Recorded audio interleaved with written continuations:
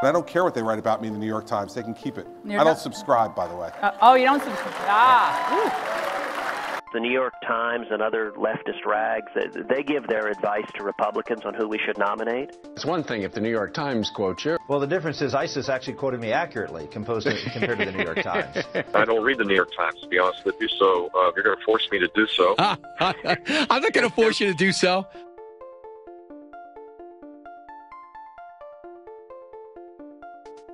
Despite all the hate for the New York Times from Republicans, the paper of record's latest big scoop actually dug into a Democrat. According to the New York Times, Mrs. Clinton's top aides used their personal email accounts. What about the New York Times breaking the Hillary Clinton story? Didn't the left-wing New York Times? And other members of the mainstream press have defended the paper. So when a candidate says they ignore the Times, it comes awfully close to sounding like they're proud to be uninformed. But ultimately, Republicans taking shots at the New York Times are just taking an easy opportunity to line up with their base. A 2014 Pew study showed most conservatives distrust the paper. For Newsyam's Zach Toombs.